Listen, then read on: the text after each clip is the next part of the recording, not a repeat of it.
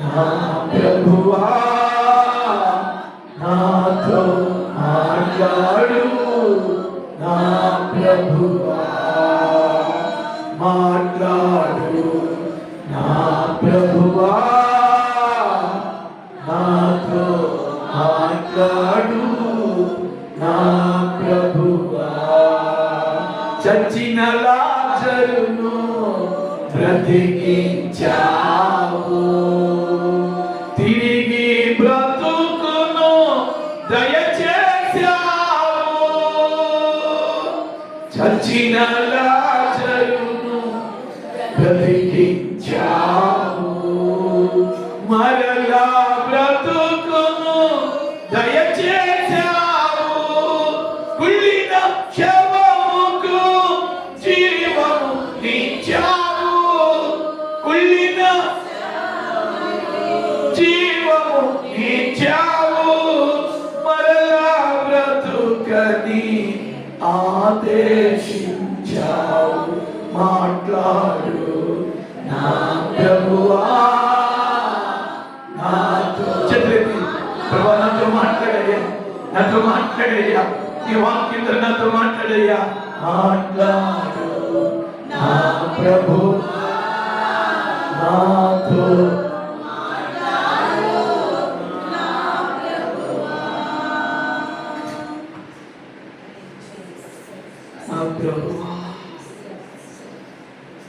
మాట్లాడిన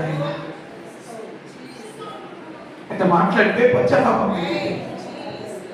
ఆయన మాట్లాడితే నీ గుండె మీద ధైర్యం కలిగింది ఆయన మాట్లాడితే నీ లోపాలను సరి చేసుకుంటావు ఆయన మాట్లాడితే నిరీక్షణ కలిగింది ఆయన మాట్లాడితే నువ్వు ప్రభువుకు దగ్గరగా ఉండడానికి ఇష్టపడతావు ఆయన మాట్లాడితే ప్రభు తప్ప ఇంకేది నువ్వు ఇష్టపడవు తండ్రి ఈ మధ్యాహ్నం నీ వాక్యం ద్వారా నాతో మాతో మాట్లాడండి యేసునామములో ప్రార్థించి అడుగుతున్నాను పరమ తండ్రి చేతులెత్తి ఆమె చెప్పండి చేతులెత్తి ఆమె చెప్పండి ఆమేన్ ఈరోజు మీ జీవితాల్లో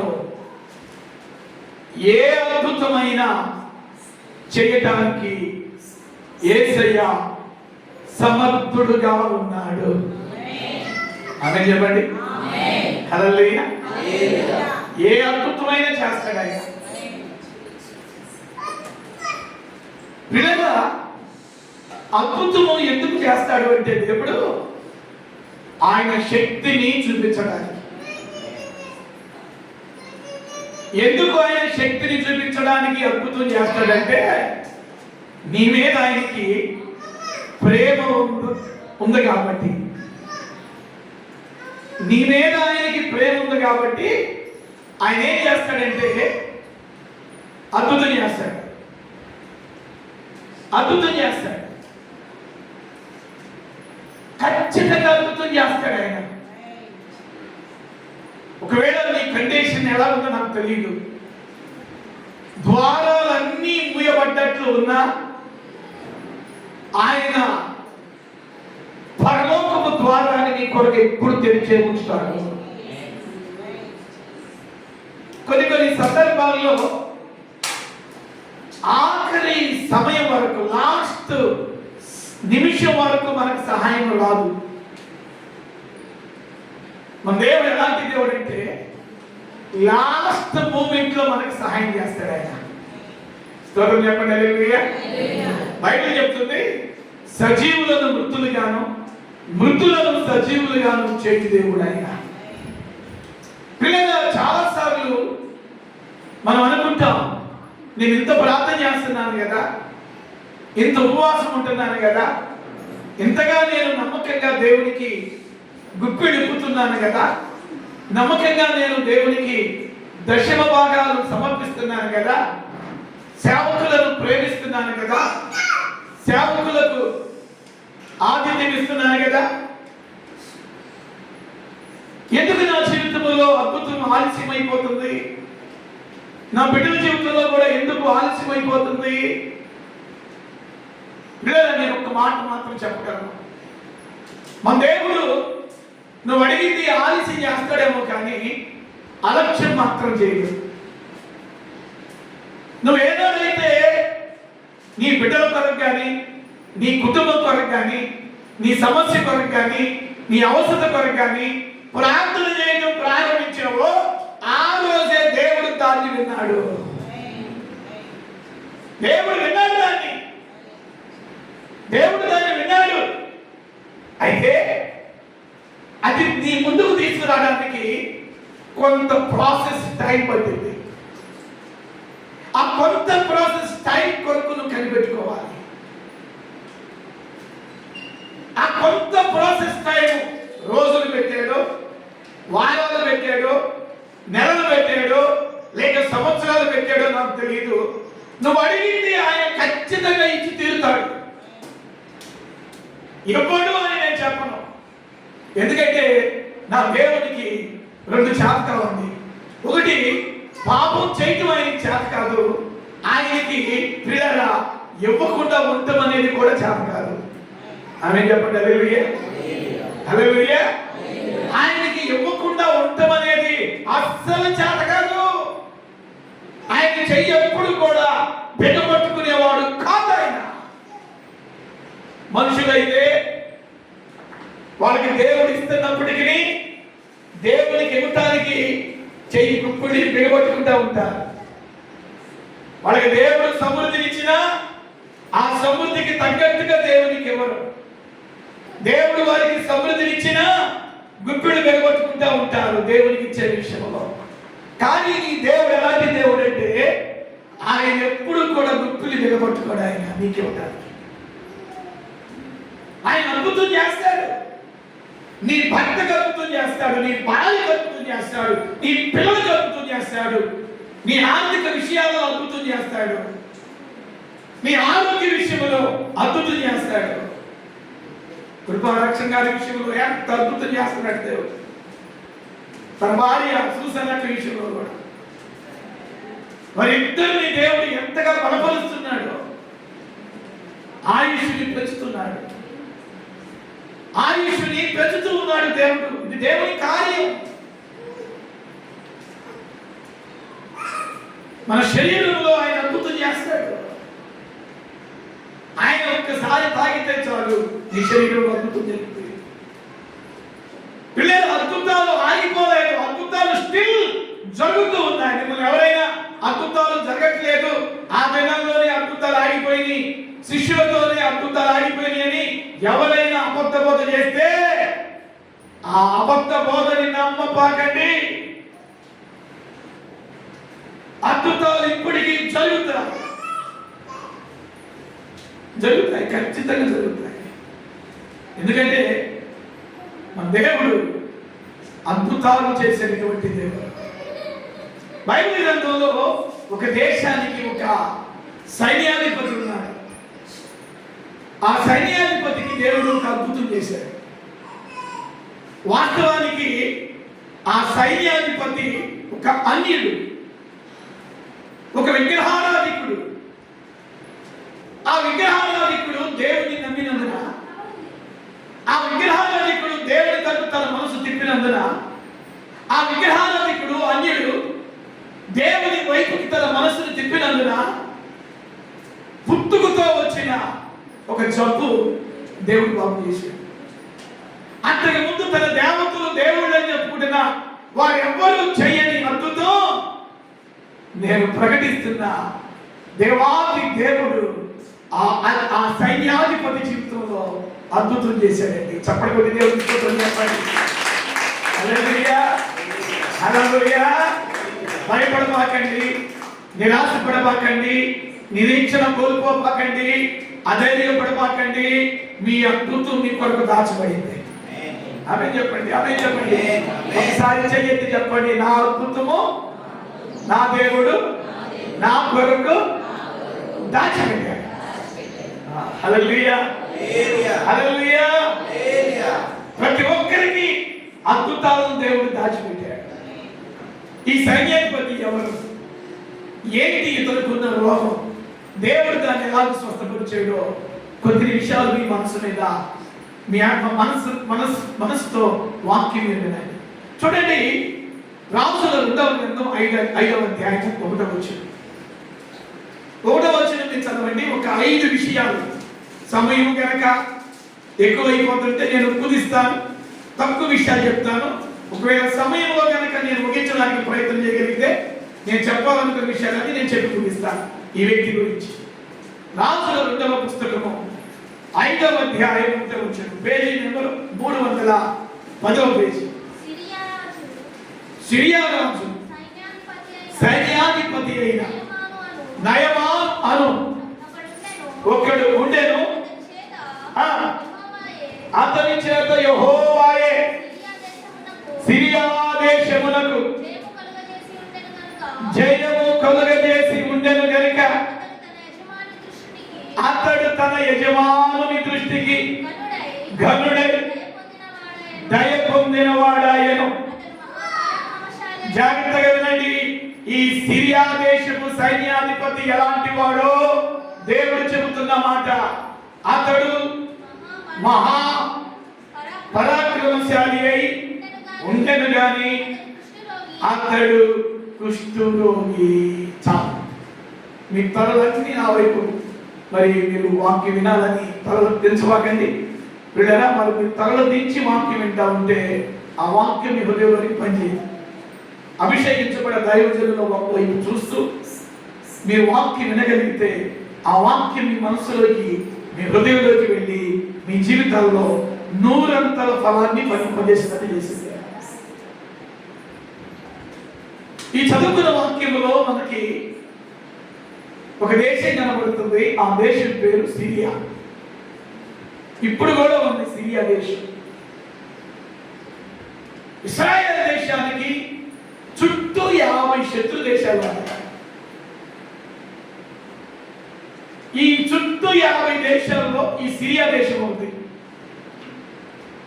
ఇజ్రాయెల్ దేశం జనాభా ఎంతంటే మన ఆంధ్రప్రదేశ్లో సగం ఉంది. ఫర్ ఎగ్జాంపుల్ మన ఆంధ్ర జనాభా 3 కోట్లు అనుకో, ఒక 1.5-2 కోట్ల జనాభా. చిన్న దేశం.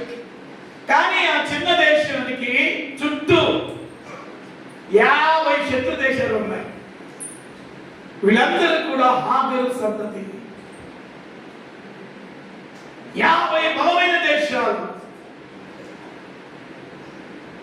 అబ్రహాము తన దాసి అయినటువంటి హాగరుకు పుట్టినటువంటి సంతతియే ఆ 50 దేశాలు ప్రజలు. దేవుడు ఎంత కృప కలిగిన దేవుడో తెలుసా? ఇస్సాకును ఎంతగా ఆశీర్వదించాడో ఇష్మాయేలును కూడా అంతగానే ఆశీర్వదించాడు. ఆయన ప్రేమలో పక్షపాతం లేదండి. ఆయన ప్రేమలో తారతమ్యం లేదు.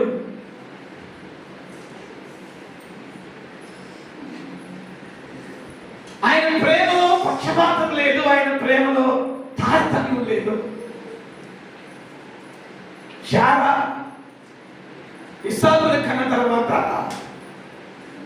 అబ్రహాము అనేది ఈ దాసిని, ఈ దాసి కొడుకుని పెళ్లి చేసుకోమందయామే, బిడ్డల్ని కనమందయామే.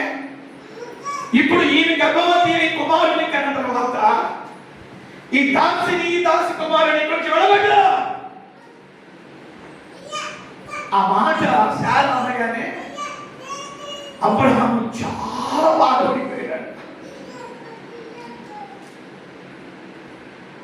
దాసికి పుట్టిన వాడైనా అబ్రహాం కుమారుడు.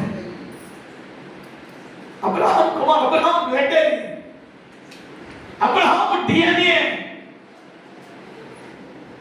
ఆ విషయం అబ్రహాముకి బాధను కలిగించింది. భార్య మాట వినాలి. ఆ దాసిని హాగర్ని, హాగర్కు సిరియా దేశం గురించి చెప్తూ ఈ మాట చెప్తున్నా. సిరియా దేశం కూడా హాగర్ సంతతి, ఇష్మాయేలు సంతతి. పిల్లరా, ఆ దాసిని, దాసి కుమారుడు ఇష్మాయేలు తీసుకుని దూరంగా వెళ్ళి ఇక మరెన్నడూ తిరిగి రాని స్థలమును వదిలిపెడితే బైబిల్ చెప్తుంది దేవుడు ఆ చిన్నవాని మొర వినేను. హాగర్ అనుకుంది వీడు చచ్చిపోతాడు ఏడుపు ఆగితే, ఆ కాసేపు ఆగిన తర్వాత నేను కూడా చచ్చిపోతా, ఎందుకంటే మాకు ఇక్కడ ఎవరు లేరు. నా యజమానుడైన అబ్రహామును నమ్మాము, నమ్మితే ఎలా మోసం చేసి ఈ యొక్క అరణ్యంలో తీసుకొని వదిలిపెట్టాడు. కనుక ఇక ఈ పిల్లవాడు బాధ నేను చూడలేను అనుకుని ఒక పొదలో పడేసి వాడు ఏడు బాగాడా చచ్చిపోయినట్టు, వాడు చచ్చిపోయిన తర్వాత కూడా చచ్చిపోతానులే, ఇక ఎంతటితో మా దినాలు ముగిసిపోతాయి అని అనుకుంది హాగరు. హాగరుకు తెలియని విషయం ఏంటో తెలుసా? హాగరు కుమారుణ్ణి దేవుడు బ్రతికిస్తాడన్న సంగతి హాగరుకు తెలియదు. అంత మాత్రమే కాదు, తన కుమారుడైనటువంటి ఏ బిడ్డైతే చచ్చిపోతాడు వీడు చచ్చిపోతాడు అని అనుకుందో ఆ ఇష్మాయేలుని దేవుడు అతని గర్భములో నుండి 12 మంది రాజులను దేవుడు తీసుకొస్తాడని హాగరుకు తెలియదండి. హాగరుకు తెలియదు. మనం ఏమనుకుంటామంటే వీడు పనికిరానోడని ఎవరి గురించి అయితే అనుకుంటామో వాడిని 10 మందికి 10 తరాల పాటు పనికొచ్చేవాడుగా దేవుడు చేస్తాడు. మనుషుల ఆలోచన వేరు, దేవుని ఆలోచన వేరు. మనుషుల తలంపు ఎప్పుడు వీళ్ళింతే, వీళ్ళ పిల్లలు ఇంతే, వీళ్ళ కుటుంబం ఇంతే, ఈ పాస్టర్ గారు ఇంతే అని అనుకుంటారు. కానీ దేవుని తలంపు ఏంటో తెలుసా? అనేకులకు ఆశీర్వాదకరంగా నిలబెట్టే ఆలోచన దేవుడి. ఈరోజు మిమ్మల్ని గురించి, మీ కుటుంబాల గురించి, మీ బిడ్డల గురించి ఎవరెవరైతే తక్కువగా మాట్లాడుతున్నారో నాకు తెలియదు. దైవజనులు నేను ప్రాఫెసీ చేస్తున్నాను, ఆ తక్కువగా మాట్లాడిన వాళ్ళ కథలు ఎదుట దేవుడు మీ పిల్లలను, దేవుడు మీ కుటుంబాన్ని ఘనపరచబోతున్నాడు.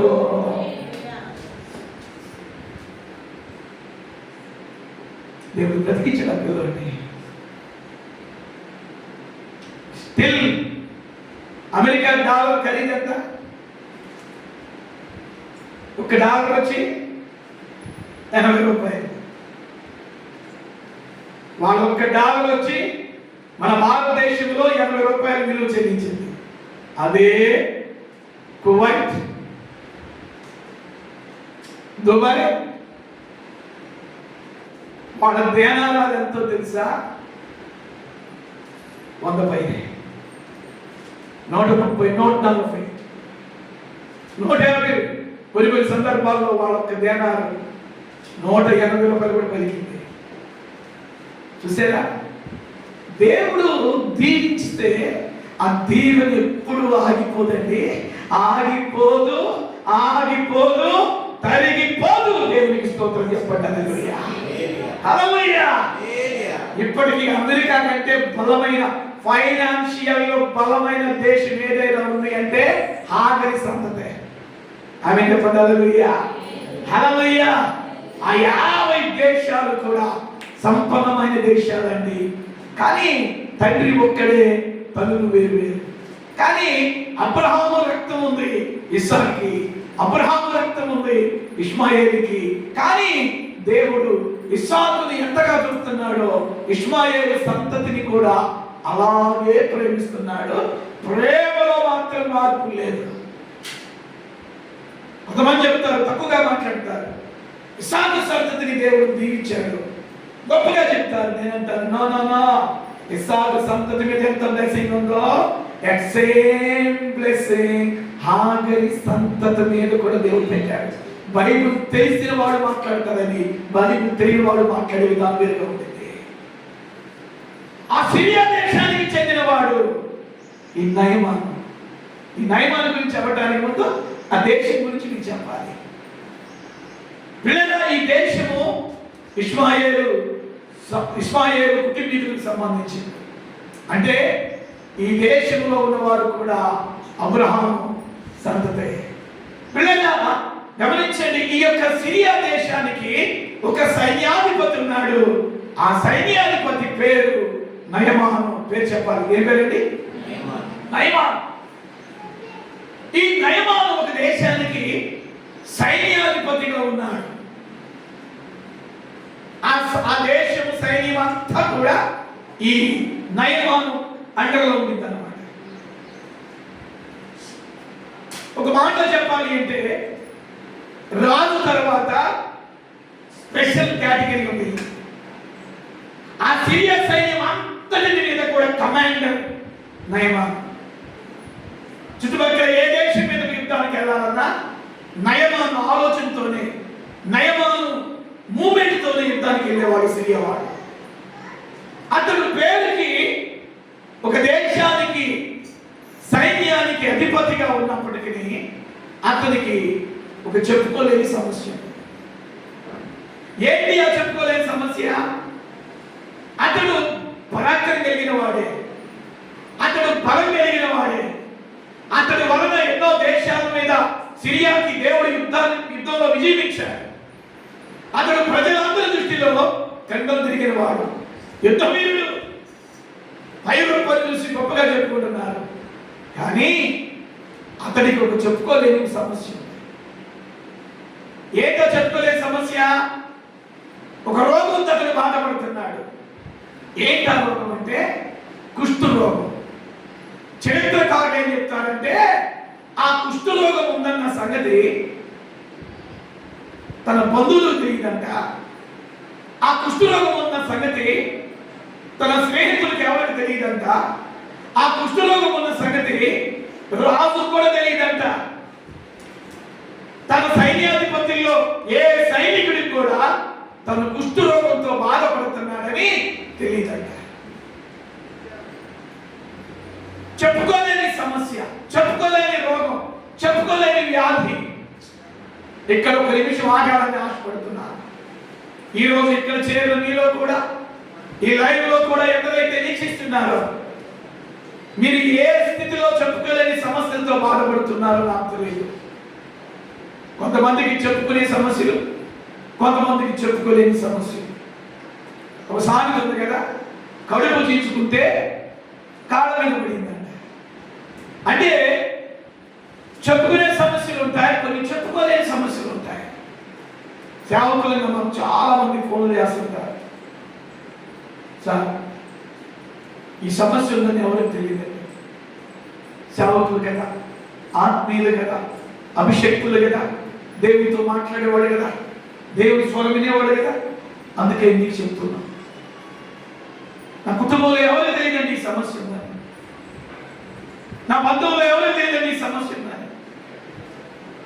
అంటే పైకి నవ్వుతున్నా చెప్పుకోలేని సమస్య, పైకి మాట్లాడుతున్నా చెప్పుకోలేని బాధ, పైకి మాట్లాడుతున్నా సంతోషంగా ఉన్నా సమస్య ఇది అని ఎవరికి చెప్పుకోలేని స్థితి. ఒకవేళ ఈ ఆదివారంలో అలాంటి స్థితిలో మీరున్నప్పటికీ భయపడాల్సిన పని లేదు. చెప్పుకోలేని సమస్యతో ఆనాడు నయమాను జీవితంలో అద్భుతం చేసిన దేవుడు ఈరోజు చెప్పుకోలేని సమస్యతో, చెప్పుకోలేని కష్టముతో, చెప్పుకోలేని బాధముతో, చెప్పుకోలేని బాధతో, చెప్పుకోలేని అనారోగ్యముతో ఎందరు బాధపడుతున్నారో మీకు ఒక శుభవార్త. నీ దేవుడు నీ జీవితంలో అద్భుతము చేయటానికి సిద్ధముగా ఉన్నాడు. హల్లెలూయా చెప్పండి. హల్లెలూయా హల్లెలూయా. చెప్పుకోలేని బాధ, చెప్పుకోలేని కష్టం, చెప్పుకోలేని సమస్య. ఒక మాట చెప్తాను వినండి. మీరు ఎవ్వరికి చెప్పుకోకపోయినా, నా వైపు చూస్తున్నారా ప్లీజ్ లుక్ ఎట్ ఇట్, నా వైపు. మీరు ఎవ్వరికి చెప్పుకోలేకపోయినా మీరు ఆ సమస్య ఏదైనప్పటికీ అది చెప్పుకోలేదా ఆ సమస్యను ప్రభు కనుక మీరు చెప్పుకోగలిగితే ఆ సమస్య నుండి మిమ్మల్ని ఖచ్చితంగా నా దేవుడు ఆ సమస్య నుండి మిమ్మల్ని బయటకు ఒడ్డుకు చేరుస్తాడు. ఒడ్డుకు చేరుస్తాడు ఆయన. ఖచ్చితంగా ఒడ్డును పడేస్తాడు ఆయన. నా దేవుడు ఎలాంటి దేవుడో తెలుసా? నిన్ను మధ్యలో ఉంచేవాడు కాదు ఆయన. నిన్ను సముద్రంలో ఉంచేవాడు కాదు ఆయన. నిన్ను మునిగిపోతున్న నీ కుటుంబాన్ని ఆనాడు పేదలు మునిగిపోతా ఉంటే ఎలా చేయించి పైకి లేపాడో నా దేవుడు మునిగిపోతున్న నీ కుటుంబాన్ని, మునిగిపోతున్న నీ భర్తను, మునిగిపోతున్న నీ భార్యను, మునిగిపోతున్న నీ పిల్లలను నా యేసయ్య పైకి లేవగలిగినటువంటి దేవుడైన, పైకి లేవగలిగిన శక్తిమంతుడు, సజీవుడు ఆయన. దేవుని స్తోత్రం చెప్పండి. హల్లెలూయా, హల్లెలూయా. ఆయన పైకి లేవగలుగుతాడు, నిన్ను లేవగలుగుతాడు ఆయన. నిన్ను పైకి లేవగలుగుతాడు ఆయన. నిన్ను లేవగలుగుతాడు ఆయన. ఖచ్చితంగా లేవగలుగుతాడు ఆయన. ఎందుకు లేవగలుగుతాడు తెలుసా? నువ్వు ఆయన బిడ్డవు కాబట్టి. నువ్వు ఆయన బిడ్డవి, నువ్వు ఆయన కుమారుడివి. నిన్ను లేవనకపోతే ఇంకా ఆయన ఎవరు లేవనేస్తాడు? నిన్ను బాగు చేయకపోతే ఆయన ఎవరు బాగు చేస్తాడు? నీ కుటుంబాన్ని కట్టకపోతే ఇంకా ఆయన ఎవరు కడతాడు? నీ పిల్లల జీవితాలని చక్కబెట్టకపోతే ఆయనకి ఎవరి జీవితాలు చక్కబెడతాడు? నీ తండ్రి అయినా, నీ దేవుడైనా నిన్ను ఆయన ఎప్పుడు కూడా పైకి లేవనెత్తి నిలబెట్టే దేవుడైనా.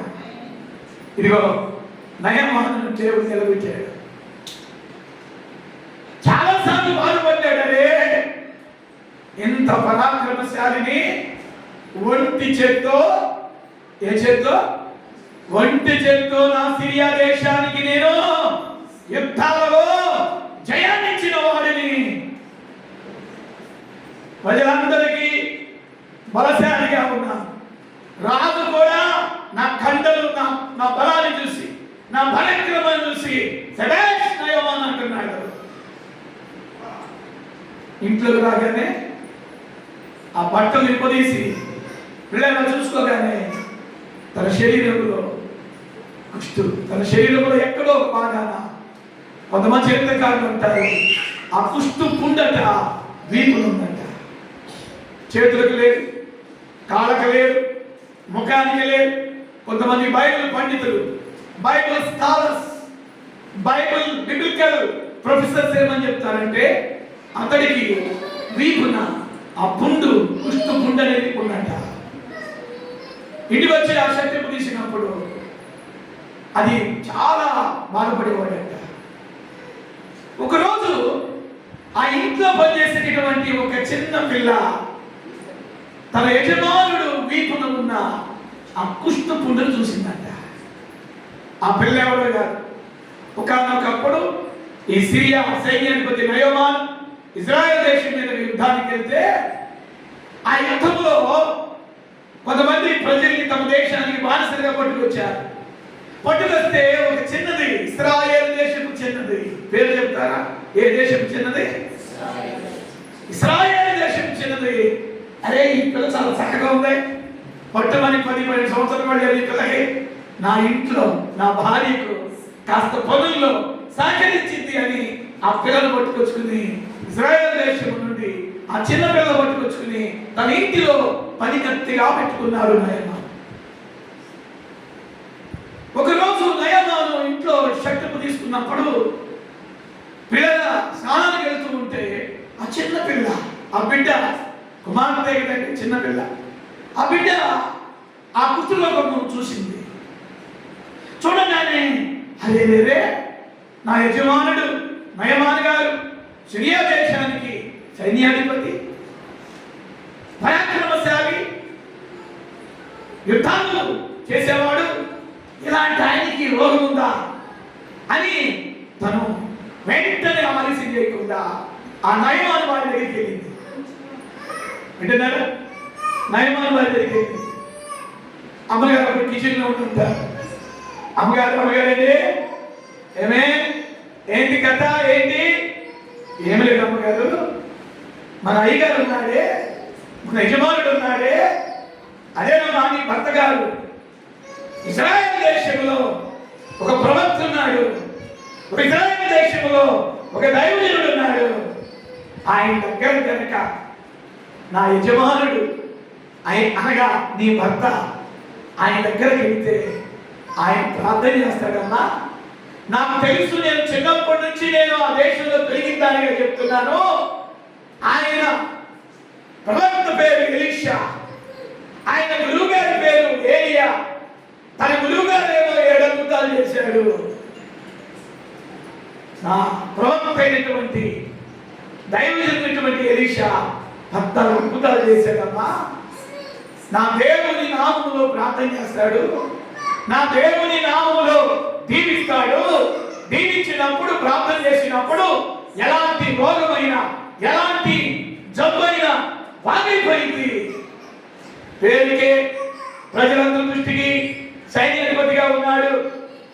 ఈ రోగంతో బాధపడటం నాకు ఇష్టం లేదమ్మా, నా యజమానుడు ఈ బాధతో బాధపడటం నాకు ఇష్టం లేదు, తడువు చేయకుండా నేను చెప్పే కంటే కూడా నీ భర్త గారికి నా దేవుడి గొప్పతనాన్ని గురించి, నా ప్రవక్త గొప్పతనాన్ని గురించి నువ్వు వెళ్ళి నీ భర్తకి చెబితే నీ భర్త ఆ దేశంలో ఉన్న, నా దేశంలో ఉన్న ప్రవక్త దగ్గరికి వెళ్తే నా దైవజనుడు నీ భర్త కొరకు ప్రార్థన చేస్తాడని చెప్పగానే ఆ నయమాను వాడికి ఈ చిన్న పిల్ల, ఏ పిల్ల ఆ మాట చెప్పండి, చిన్న పిల్లనండి, చిన్న పిల్ల చెప్పిన మాట మీద నమ్మకం కుదిరింది. ఇక్కడ మాట చెప్తాను చిన్నదాని గురించి. ఆ చిన్నది ఇద్దరి గురించి సాక్ష్యం చెప్పింది. ఒకటి తన దేవుని శక్తిని గురించి సాక్ష్యం చెప్పింది.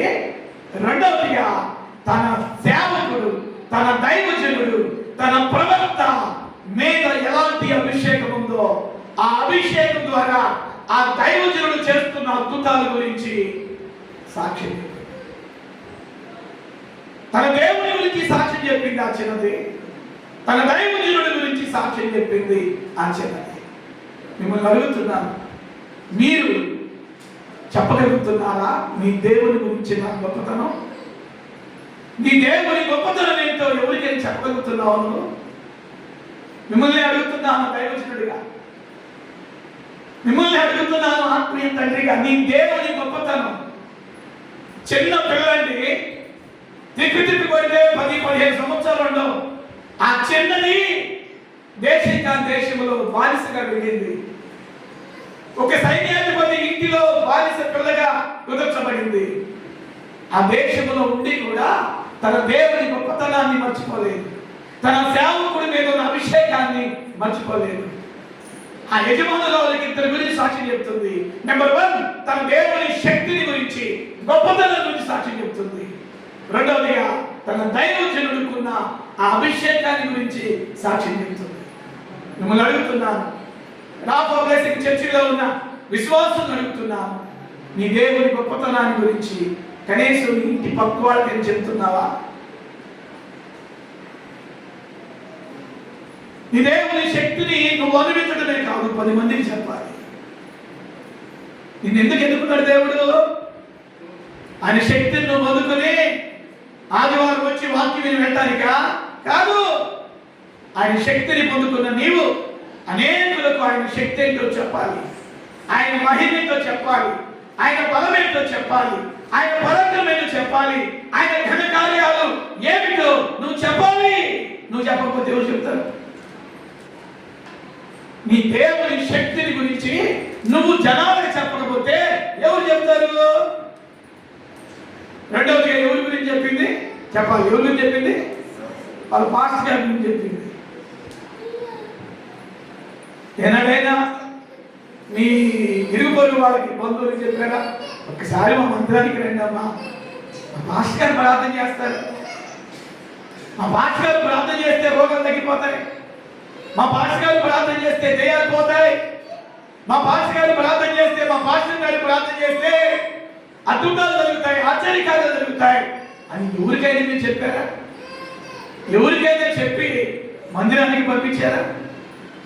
ఎవరికైనా చెప్పి చర్చిలోకి పంపించారా? పిల్లగా ప్రభు మాట్లాడుతున్నారు. ఈ పిల్ల ఈ పట్టుమని 15 సంవత్సరాలు లేని ఆ చిన్నది తన దేవుని గొప్పతనాన్ని గురించి, తన దైవజనుడు గొప్పతనాన్ని గురించి సిరియా దేశం, అన్య దేశం, విగ్రహారాధన దేశం, దేవుని ఎరగని దేశంలో వీళ్ళగా సాక్ష్యం చెబుతున్నారు. ఎందుకు దేవుడు నేను ఎందుకున్నాడంటే ఆదివారం వచ్చి వాక్యం వినటానికి కాదు. లైవ్లో కూడా మీకు హెచ్చరిక చేస్తున్నాను.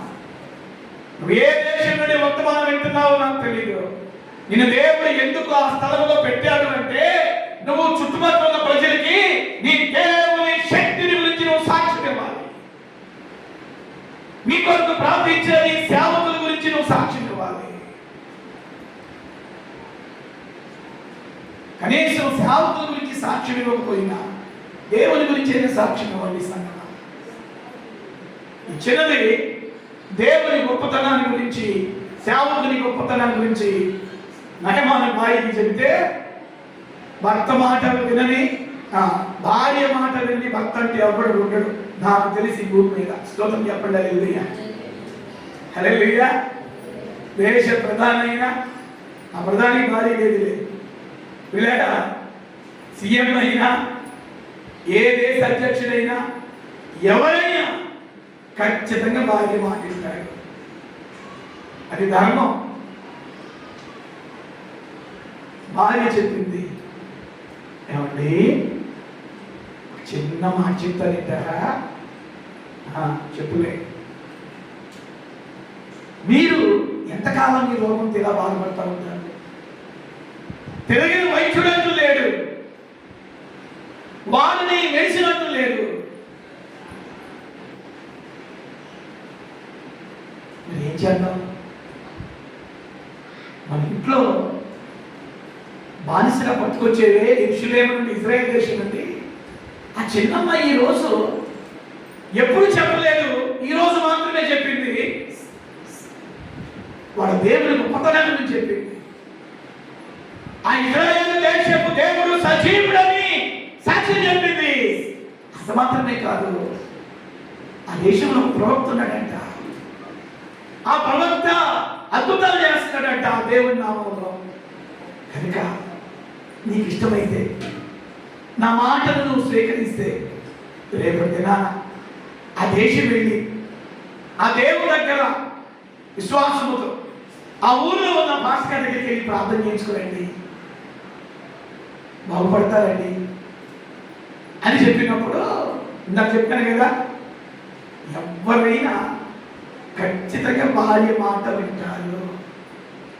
విన్నాడు. అలాగే కాస్త నేను వెళ్ళాలంటే రాజు పర్మిషన్ తీసుకోవాలి కదా. ఈ సిరియాలో ఏ దేశం వెళ్ళాలన్నా రాజు పర్మిషన్ తీసుకోవాల్సిన పని లేదు. మరి ఇజ్రాయెల్ దేశం పక్క దేశం వెళ్ళాలి అంటే ఖచ్చితంగా రాజు పర్మిషన్ తీసుకెళ్ళాలి. కాబట్టి నా రాజుకు చెప్పుకుంటా, ఇప్పటి వరకు నాకు ఈ కుష్ఠరోగం ఉందన్న సంగతి నీకు నాకు, ఇదిగో మన ఇంట్లోకి వచ్చి నా పిల్లలకి తప్ప ఇంకెవరికి తెలియదు. కానీ నా రోగం ఉందన్న సంగతి రాజుకు చెప్పుకుంటా.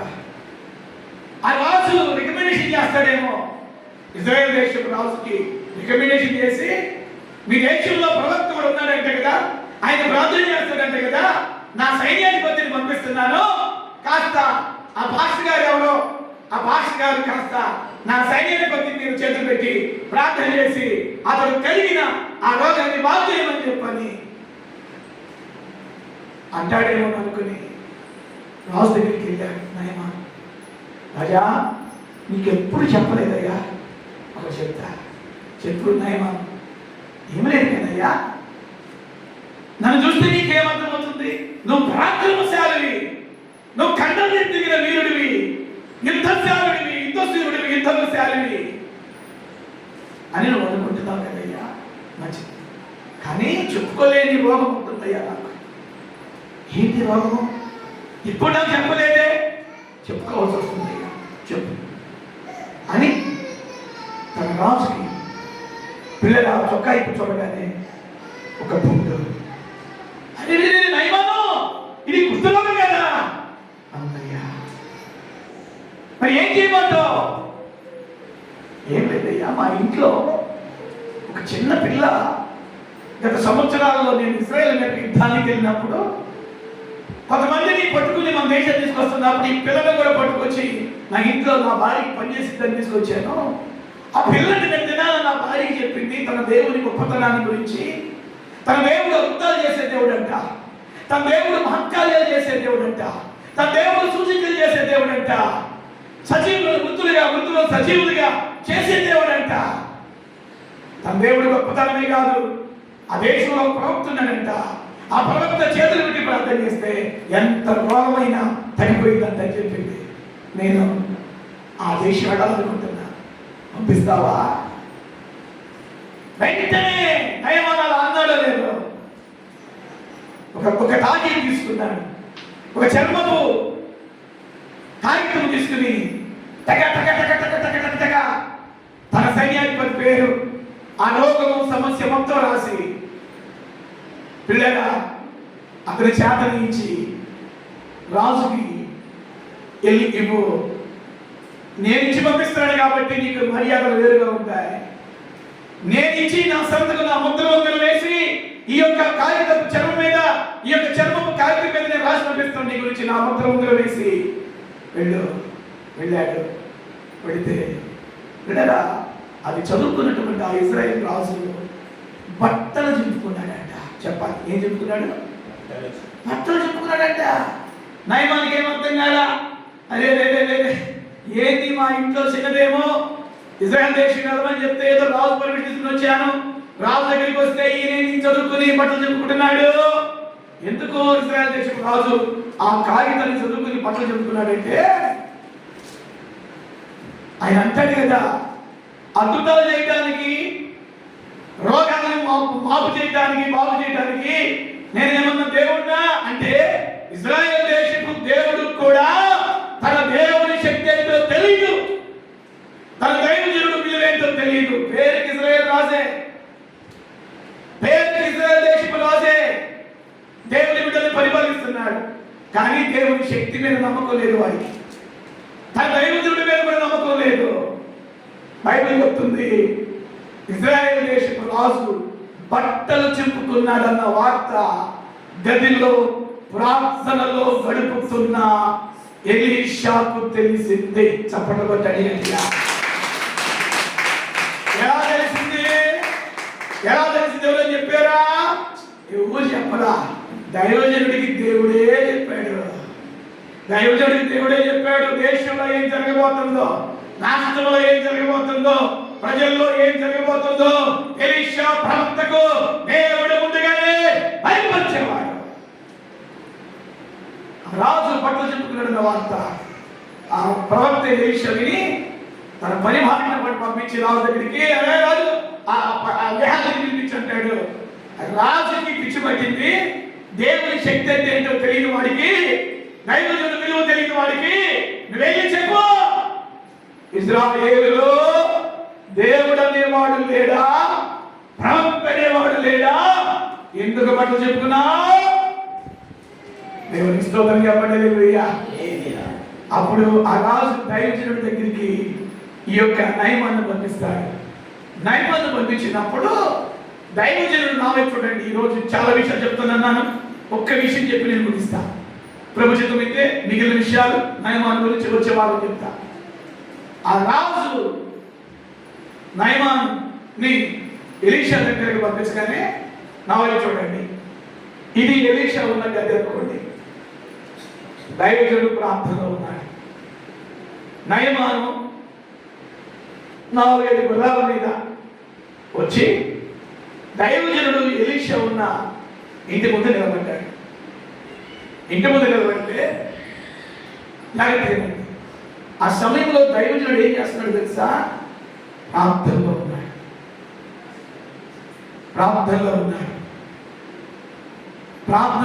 మనకున్న అలవాటు ఏంటో తెలుసా?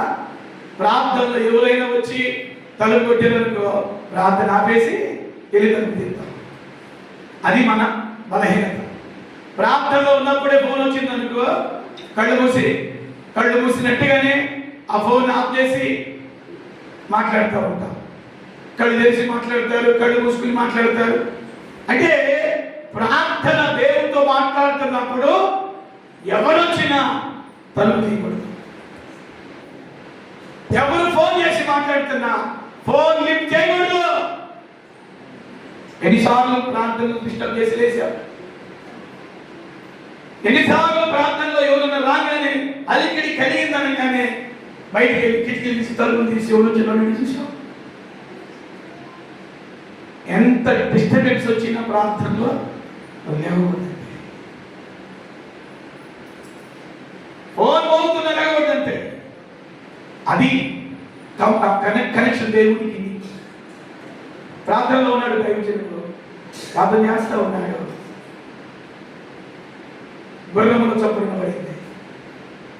దైవజనుడికి అర్థమైంది నయమాన్ వచ్చాడని, తన పనివారు వచ్చారని, నయమాన్ పనివారు వచ్చారని దైవజనుడికి అర్థమైంది. ఈలోపు దైవజనుడి పక్కన ఇంకొకటి మోకరించి ఉన్నాడు. ఎవరు? గేహాజీ. వాడు మనకి లాంటి వాడు అనమాట. అలికిడి వస్తే కళ్ళు తెరిచేవాడు, శబ్దాలు వస్తే తలుపులు తీసి బయటకు వచ్చి చూసి ఏం రాలేదని మనం తలుపులు వేసుకెళ్ళి ప్రార్థనలు కూర్చోవాడు. వీడు ప్రార్థనలు కలిగి ఉండేవాడు కాదు గేహాజీ.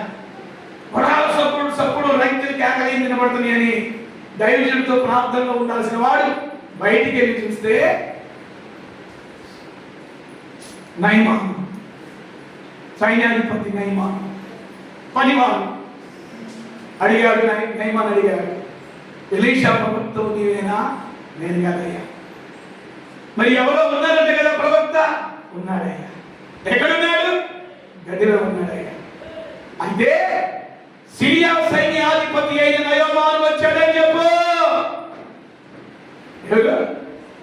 సిరియా దేశం నుండి సైన్యాధిపతి అయిన నయమాను నీ దగ్గరికి వచ్చాడని చెప్పు. అప్పుడు గేహాజీ అంటాడు, నేనైతే కళ్ళు చేసి ఎవరు వచ్చారని చూశాను కాదయ్యా, నా యజమానుడు ప్రార్థనలో అర్థాంతరం వేసేవాడు కాదు. అర్ధాంతరంగా ప్రార్థన చేస్తూ చప్పుడు వచ్చింది, అలిగుడు వచ్చిందని బయటికి పరిగెత్తుకుంటే వచ్చారా నాలంటోడు కాదు. అని నేను అధిపతిని రా, నువ్వెళ్ళి చెప్పు నీ పాస్టర్ గారికి, నువ్వు అధిపతిమైనా కావచ్చు, సరే సరే రాపోయినా పర్వాలేదు, కనీసం నేను వచ్చానన్న సంగతి అయినా చెప్పంటే సరే చెప్తానులే, అక్కడే నిలబడండి అని ఈ గేహాజీ పరిగెత్తుకుంటూ వెళ్ళి ప్రార్థనలో ఉన్న దైవజనుడు చెవులో, అయ్యా సిరియా సైన్యాధిపతి అయిన నయోమాను అనేవాడు తన రోగమును కుదుర్చుకోవడానికి వచ్చాడు, ఈ మాట చెప్పమన్నాడు అనగానే అప్పుడు అవునా సైన్యాధిపతి అట వచ్చాడని నిజమేనా అని అనుకుని పరిగెత్తుకుంటే వెళ్ళా. నువ్వేం చెప్తావు? చెప్తావా? ఒక మాట చెప్పు. ఏం చెప్పంటావు? పక్కనే ఉంది యోర్దాను నది, మన ఇంటిని ఆనుకునే ఉంది యోర్దాను నది. దానిలో 7 మార్లు మునిగి లేవమని చెప్పు. ఎన్ని మార్లు చెప్పాలి? ఎన్ని మార్లు? 7 మార్లు మునిగి లేవమని చెప్పు, బాగైపోతాడు అని ఈ ప్రవక్త ఎలీషా గేహాజీకి చెప్పగానే గేహాజీ పరిగెత్తుకుని వెళ్ళి, అయ్యా నువ్వు వచ్చింది రోగం కుదుర్చుకోవడానికి కదా? అవును. అయితే మా పాస్టర్ గారు ఏమంటున్నాడంటే నీకు పక్కనే ఉంది, ఇదిగో ఇదిగో పక్కనే ఉంది, 4 అడుగులు ఇస్తే ఒక నది ప్రవహిస్తూ ఉంది, ఆ నదిలోకి వెళ్ళి 7 సార్లు మునిగి లేవు. కరెక్ట్ 7 సార్లు, 2 సార్లు మునిగి పైకి లేకపోవడం కాదు, 7 సార్లు మునిగి పైకి లేస్తే నీ కలిగిన రోగం బాగైందని నా దైవజనుడు చెప్పాడు. అప్పటికి యోర్దాను పరిస్థితి ఎలాంటిది అంటే ఇజ్రాయేల్లో ఉన్న మురికంతా ఆ యోర్దాను నదిలో గుండా కొట్టుకెళ్ళింది అనమాట. ఒక మాట చెప్పాలంటే మీకు అర్థం అవ్వాలంటే హైదరాబాద్లో ఉన్న మురికంతా హుస్సేన్ సాగర్లోకి, ట్యాంక్ బాండ్లోకి వచ్చినట్టుగా ఇజ్రాయెల్ దేశంలో ఉన్న మురికంతా కూడా యోర్దాను నదిలో గుండా కొట్టుకుపోయింది.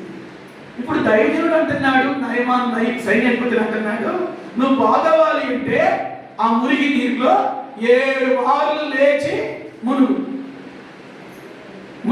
లే. 7 మార్లు, 7వసారి బాగైపోతావు. ఏంటి ఈ మురికి నీరులో మునగమంటావా? ఆ నీటిలోనే. అప్పుడు నయమాన్ అంటాడు, నా సిరియా దేశంలో చాలా నదులు ఉన్నాయి, ఆ నదులు మంచి మంచి ఫ్రెష్ నీరు వచ్చింది, ఇది మురికి నీరు. ఆ నదుల కంటే ఈ యొక్క యోర్దాను నదిలో ఏముంది విశేషత? నేను మిమ్మల్ని అడుగుతాను, దైవజనుడు మాటల్లో మహిమ ఉందా, లేక యోర్దాను నదిలో మహిమ ఉందా? చెప్పండి, దేనిలో మహిమ ఉంది? యోర్దాను నదిలో ఏ మహిమ లేదు, దైవజనుడు నోటి మాటలో మహిమ ఉంది. హల్లెలూయా, హల్లెలూయా. దైవజనుడు నోటి మాటలో ఉందా? దైవజనుడు చెప్పిన మాట అది దేవుని మాట. ఆ మురికి యోర్దాను నీళ్ళు చాలా మంది ఇక్కడ బాప్తిసం తీసుకుని కూడా డబ్బున్న వాడి సంగతి చెప్తున్నారు. 7 బాప్తిసం తీసుకుంటారు. ఇజ్రాయెల్ దేశంలో వెళ్ళి యోర్దాను నదిలో కూడా బాప్తిసం తీసుకుంటున్నారు. విశాఖపట్నం నుంచి ఒక అన్న ఫోన్ చేశాడు, తమ్మి నా చర్చిలో కాస్త డబ్బున్న 5 నా దగ్గర బాప్తిసం పొందారు. ఈరోజు ఆరాధన టీవీ వాళ్ళు ఒక ప్యాకేజ్ ఇచ్చి 1 లక్ష రూపాయలు కప్పండి, 1 లక్ష రూపాయలు టికెట్ పెట్టుకుంటే మిమ్మల్ని తీసుకెళ్ళి 5 రోజులు తీసుకుని తీసుకొస్తాం. టూర్కి వెళ్ళి రెండోసారి కూడా ఆ యోగదానికి బాప్తిసం తీసుకుని వస్తున్నారంట. ఎంత బాధ అండి! బాప్తిసం ఎన్నిసార్లు తీసుకోవాలని ఒకసారి 2 సార్లు. ఆ దేశంలో ఆ నదిలో ఏ గొప్పతనం లేదు, గొప్పతనం అంతా ఆ నదిని కలుగ చేసిన దేవుని శక్తిలోనే గొప్పతనం ఉంది. దేవునికి స్తోత్రం చెప్పండి. హల్లెలూయా, హల్లెలూయా. ముగిస్తున్నాను బిడ్డగా. ఈ సమయంలో 7 మార్లు మునగడానికి ఇష్టపడలేదు, ఆ మురికి నీటిలో మునగడానికి ఇష్టపడలేదు. లేదు లేదు లేదు, నా దేశానికి వెళ్ళిపోతాను. మీ పాస్టర్ గారికి గర్వం. ఏమంటున్నాడు? ఒక సైన్యాధిపతిని, ఒక దేశం సైన్యాధిపతిని నేను తగ్గించుకుని మీ పాస్టర్ గారి దగ్గరికి వస్తే కనీసం మర్యాద లేకుండా, కనీసం గౌరవం లేకుండా, నేను ఆ దేశం నుండి, దూరదేశం నుండి ఇక్కడికి వచ్చానన్న ఆ గౌరవం, రెస్పెక్ట్ కూడా లేకుండా అసలు ఇంట్లో నుంచి లెగకుండా వస్తున్నాడు. అసలు ఇంట్లో నుంచి లెగలేదు, రావడానికి లెగవట్లేదు. పాస్టర్ గారి మీద కోపడ్డాడు, పాస్టర్ గారు అసిస్టెంట్ పాస్టర్ గారి మీద కూడా కోపడ్డాడు. నాకు దేవుడు వద్దు, ఏమొద్దని తిరిగి తన దేశానికి వెళ్ళిపోతుంటే ఆ నయమాను అనే సైన్యాధిపతి వెంట వచ్చిన ఒక సైనికుడు అంటాడు, అయ్యా మీ కోపట్టంలో తప్పేం లేదు. ఆ దైవజనుడు కనుక నీకు నేను రోగం బాగు చేయాలంటే ఏదైనా ఒక నీకున్నటువంటి యుద్ధ నైపుణ్యాన్ని ప్రదర్శించు అంటే నీకు ఎన్నో నైపుణ్యాలు ఉన్నాయి కదా, ఆ దైవుని అడిగితే నువ్వు చేయకుండా ఉంటావా? ఖచ్చితంగా చేస్తా. నాకున్న యుద్ధ నైపుణ్యాలన్నీ అతను అడగలే కానీ అతని ముందు నేను ప్రదర్శిస్తా. మరి అతను ఏమన్నాడు? అయ్యో దానిలో 7 మార్లు. గొప్ప గొప్ప యుద్ధ నైపుణ్యాలు ప్రదర్శించడం అంటే ఆయన దైవజనుడు అన్నట్టుగా యుద్ధాలు మనలో మంచిది కదా, బాగుపడి వెళ్తావు కదా అనగానే తన సైనికుడు చెప్పిన మాట సమస్తమని మరి మంచిగా అనిపించింది, కాస్త ఈ మాటలో బాగున్నట్టు అనిపించింది. సరేలే పాస్టర్ గారు రాబోయిన పర్వాలేదు మనమన్నాడు, మనుగుతానని ఆ పక్కనే ఉన్న ఆ మురికి యోర్దాను నీటిలో ఎన్నిసార్లు మనమన్నాడు దైవజనుడు? చెప్పాలి ఏమి? 7 సార్లు. 7 దేనికి సాదృశ్యం అంటే సంపూర్ణతకు సాదృశ్యం. ప్రకటన గ్రంథంలో 7 సంఘాలు, 7 నక్షత్రాలు, 7 దీపాలు, పిల్లల 7 కాలాలు, ఇట్లా రకరకాల 7 అనేటువంటి మాట కనబడింది ప్రకటన గ్రంథంలో. 7 అనే మాట సంపూర్ణత. దేవునికి స్తోత్రం చెప్పండి. హల్లెలూయా. మన దేవుడు ఇస్తే సంపూర్ణమైన ఆశీర్వాదాలు ఇస్తాడు, అర్ధ ఆశీర్వాదాలు ఇవ్వడు. మన దేవుడు ఇస్తే సంపూర్ణమైన స్వస్థ ఇస్తాడు, అర్ధ స్వస్థతలు ఇవ్వడు. స్తోత్రం చెప్పండి. హల్లెలూయా, హల్లెలూయా. పిల్లలు ఎప్పుడైతే 7 మార్లు మునగమన్నాడో తన పనివాడు చెప్తున్నాడు, నేను మర్చిపోతానేమో లెక్కలో, నువ్వు లెక్క పెట్టు. నేను ఇలా మునిగి ఇలా లేచినప్పుడు ఒకటి అని ఒకటి రెండు చెప్పరా అట్లా లెక్క పెడతా ఉన్నాడు. చూడండి, ప్రారంభంలోనేమో గర్వించాడు, తన సైనికుడు ఇచ్చిన సలహాకి లోబడ్డాడు. ఇప్పుడు మాట చెప్తాను, దేవుడు అద్భుతాలు మీరు పొందుకోలేకపోవటానికి కొన్ని సందర్భాల్లో రెండు అడ్డుపడతా ఉంటాయి. ఒకటి పాపం అడ్డుపడతా ఉంటుంది, రెండవదిగా గర్వము అడ్డుపడతా ఉంటుంది.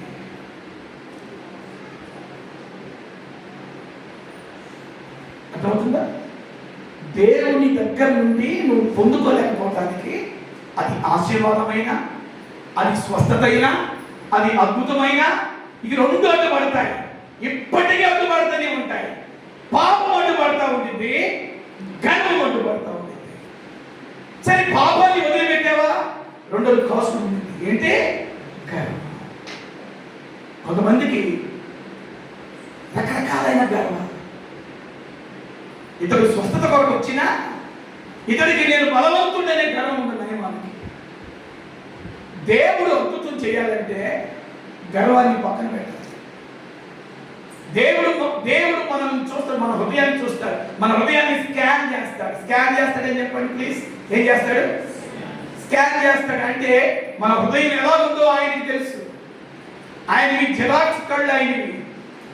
నీ మనసు ఎలా ఉందో తెలుసు, నీ ఆలోచనలు ఎలా ఉన్నాయో తెలుసు, నీ మాటలు ఎలా ఉన్నాయో తెలుసు, నీ సెల్ ఫోన్లో నువ్వు ఏం చూస్తున్నావో తెలుసు, బయట ఎవరితో ఎలా మాట్లాడుతున్నావో తెలుసు, లోపల ప్రవర్తన ఎలా ఉందో, బయట ప్రవర్తన ఎలా ఉందో దేవుని స్కానింగ్ కి బాగా తెలుసు. ఆయన స్కానింగ్ చేస్తాడు అందరినీ. ఈ గర్వం అడ్డుపడింది నయమానికి. సైనికుడు చెప్పిన మాటకి గర్వాన్ని పక్కన పెట్టేశాడు. మిమ్మల్ని అడుగుతున్నాను, దేవుని దగ్గర నుండి పొందకుండా, అద్భుతాలు పొందకుండా ఈ రెండు అడ్డుపడతాయి. పాపం అడ్డుపడింది, దాన్ని వదిలిపెట్టగలుగుతున్నావా? గర్వం అడ్డుపడింది, దాన్ని వదిలిపెట్టగలుగుతున్నావా? కొంతమంది మాటల్లోని గర్వం వచ్చేసింది, కొంతమంది వాళ్ళ చూపుల్లోని గర్వం కనబడింది, వాడు మాట్లాడే మాటల్లోనే గర్వం బయటకు వచ్చేసింది, కొంతమంది వాడు చేసే ప్రార్థనలో కూడా గర్వం బయటపడింది, కొంతమంది ప్రార్థనలో కూడా వారి గర్వం ప్రదర్శించుకుంటారు. ఈరోజు మిమ్మల్ని అడుగుతున్నాను, అద్భుతము జరగనీయకుండా పాపం అడ్డుపడుతుందా? అద్భుతము జరగనీయకుండా నీ జీవితంలో గర్వం అడ్డుపడుతుందా? ఏది అడ్డుపడుతుందో నాకు తెలియదు. ఈ మధ్యాహ్నం నయమాను తన జీవితంలో అడ్డుపడ్డ గర్వాన్ని తొలగించుకోలేదా? తొలగించుకున్నాడన్న కూడా ఆమేన్ చెప్పండి. హల్లెలూయా. దేవుని దగ్గర వంగిపోవాలి. నీ జ్ఞానం ప్రదర్శించకూడదు, నీ అతి తెలివితేట ప్రదర్శించకూడదు, నీ అహం ప్రదర్శించకూడదు, నీ విరుద్ధ స్వభావాన్ని ప్రదర్శించకూడదు. దేవుని దగ్గర వంగిపోవాలంటే అబ్రహాం అంతటి వాడే దేవుని దగ్గర ఏమన్నాడు? దుమ్మిని ధూళిని. నిజంగా కొంతమంది అండి పౌరుషాలలో చూపించుకుంటే తెలుసా, అసలు నేనేంటో తెలుసా, నా బలం ఏంటో తెలుసా, నా బంధువులు ఏంటో తెలుసా, నా వంశం ఏంటో తెలుసా. గర్వం నాశనానికి ముందు గర్వం నడుచును, పడిపోవటానికి ముందు అహంకారమైన మనసు, గర్వపు మాటలు. సేవకుల దగ్గర కూడా గర్వంగా మాట్లాడతారు, మందిరంలో కూడా గర్వంగా మాట్లాడతారు. గర్వము దేవునికి నచ్చదు, గర్వము దేవుని ఇష్టపడండి. నయమాను దాన్ని యశస్సుకున్నాడు. దైవజనుడు చెప్పినట్టుగా దేవుని మాటకు లోబడ్డాడు. సైనిక వస్త్రాలు తీసేశాడు. తన పనివారు చూస్తూ ఉండగా ఆ మురికి నీరైన యోర్దానులో 7 మార్లు 1 2 3 అట్లా లెక్కేసుకుంటూ 6 7వసారి అలా మునిగి ఇలా లేస్తే బైబిల్ చెప్తుంది అతని దేహము పసిపిల్లవాడి దేహము.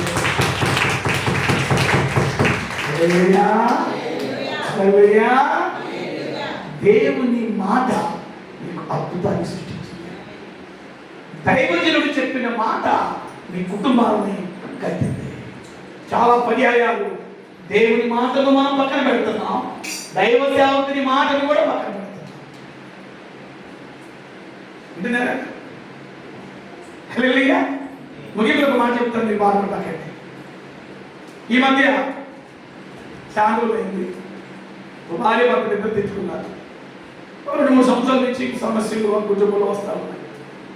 ఉదాహరణ భార్య భర్త నాకు ఫోన్ చేసి మా సమస్య ఇది, మా సమస్య ఇది, మా సమస్య. ఎన్ని సంవత్సరాల నుంచి? 3 సంవత్సరాల నుంచి.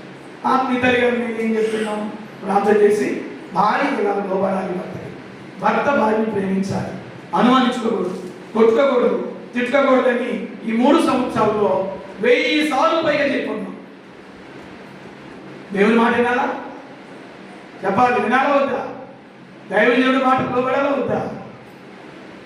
ఈ మధ్య నేను ఏమన్నానంటే, మీరు దేవుని మాటకు లోపట్టలేదు, దైవజనుల మాటకు కూడా లోపట్టలేదు, మీ సమస్య నా దగ్గరికి తీసుకురావాలండి. అది తప్ప మంచిదా? చెప్పండి బ్రదర్స్, చెప్పండి సిస్టర్స్. కాబట్టి 3 సంవత్సరాల నుంచి దేవుని మాట చెప్తున్నా, వాళ్ళకి ఎలా ఉండాలి, ఎలా ఉండకూడదు. దైవజనుడిగా నేను చెప్తున్నా, లోబడాలా లోబడకూడదా? ఒక్క మాట అన్నాను, 3 సంవత్సరాల నుంచి మీలో దేవుని మాటకు మీరు లోబట్టలేదు, దైవజనుడి మాటకు మీరు గౌరవించట్లేదు. మీ దెబ్బలు మీరు పడండి, మీ సమస్యలు నా దగ్గరకు తీసుకురావాలి. మందిరానికి వస్తే రండి, దేవుడు కావాలి అంటే, వాకింగ్ కావాలి అంటే, సహవాసం కావాలి అంటే రండి. అంతేగాని మీ సమస్యలు మా దగ్గర తీసుకురావాలి. ఆ మాట దైవజనుడు అన్నాడంటే ఎంత భారంగా అంటాడు. ఆ మాట దైవజనుడు వాడుతూ అన్నాడు అంటే ఎంత ప్రేమగా అంటాడు. అరే 3 సంవత్సరాల నుంచి ఇలా ఉండాలి, ఇలా ఉండకూడదని దైవజనుడు చెప్తున్నాడు. దేవుని మాట నేను వింటలేదు, దైవజనుడి మాట మేము వింటలేదన్న జ్ఞానం ఉండాలి కదా. ఇప్పుడు అది పక్కన పెట్టేసి పాస్టర్ గారు చర్చికి రావద్దంటున్నాడు. ఎంత ముద్రేశారో తెలుసా? నేను చర్చికి రావద్దంటాను.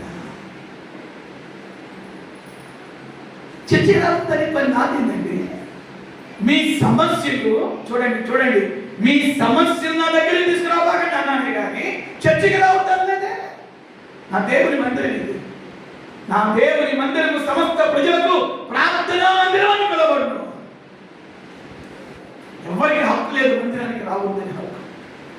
చూడండి, వాళ్ళు దాన్ని అలా క్రియేట్ చేసుకున్నారు. మాస్టర్ గారు అన్నయ్య మమ్మల్ని చర్చికి రావద్దన్నాడు. దైవజనుడు గారు సత్యము చెప్తున్నాను, నేను పలికిన మాట నా దేవుడిని లెక్క చెప్తాను. నేను అన్న మాట ఏంటో తెలుసా? మీ సమస్యలను నా దగ్గరకు తీసుకురాకండి. వస్తే చర్చికి రండి, అంతేగాని సమస్యలను మాత్రం నా దగ్గర తీసుకురాకండి అని నిన్న దగ్గర చెప్తాను నేను. అంటే పాస్టర్ గారి మీద నిందలు బలితే అందులో అభిషేకించబడ్డ సేవకుల మీద ఈనాడు మా అన్నయ్య ప్రేమించాడు, మా పాస్టర్ ప్రేమించాడు, మా బాగా ప్రార్థన చేస్తారండి అని అన్న మాటే, అన్న నాలుగే పాస్టర్ గారి మీద కూడా నిందలు వేయటారు, పాస్టర్ గారి కుటుంబం మీద కూడా నిందలు వేయటారు. ఇదే నాలుక సాహసించి పాస్టర్ గారిని మంచోడు అన్న నాలుకే, పాస్టర్ గారు చెడ్డోడండి, పాస్టర్ గారి కానీ కోపం అండి, పాస్టర్ గారు అండి రకరకాల నిందలు అవమానాలు. ఏ నోళ్ళతో యేసు ప్రభువుని స్తుతించిన నాలుకలు అదే నాలుకతో సిలువేయండి వింటున్నారా? ఏ నాలుకతో ప్రభువుని స్తుతించారో అదే నాలుకతో ఏమంటున్నారు? సిలువేయండి.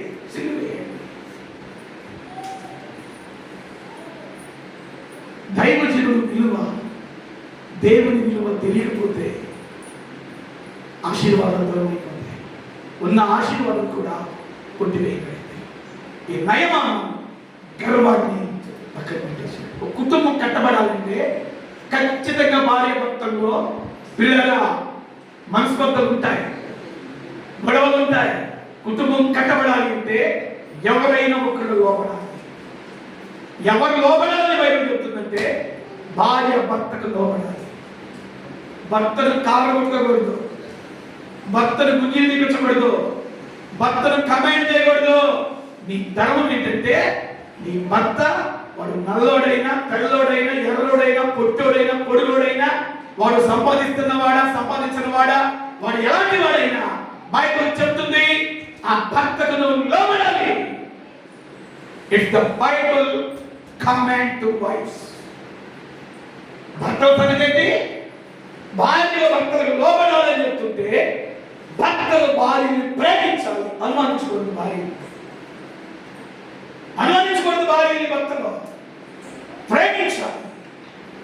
టార్చర్ పెట్టకూడదు, మాటలతో అనుమానాలతో చెయ్యకూడదు. భర్తల భార్య మీద భార్య భర్తకు లోబడాలి, భర్త భార్యని ప్రేమించాలి. అప్పుడు కుటుంబం కలగాలి. 3 పేటల తాడు త్వరగా తెగదు. దాని అర్థం ఏంటో తెలుసా? ప్రసంగిలో అంటాడు 3 పేటల తాడు త్వరగా తెగదు అంటే ఒక పేట భర్త, ఒక పేట భార్య, ఇంకొకటి ఏంటంటే ఆ ఇద్దరు భార్య భర్తల మధ్యలో దేవుడనే ఆ త్రాడు ఉంటే అది తెగబడింది. దేవుని వాక్యం అనే తాడుకు నువ్వు లోబడితే విలరా ఆ కుటుంబం నిలబడింది. బయట చెప్తుంది, జ్ఞానవంతురాలు తన ఇల్లును కట్టును, 3 రాళ్ళు తన చేతితో తన ఇంటిని జరిగింది.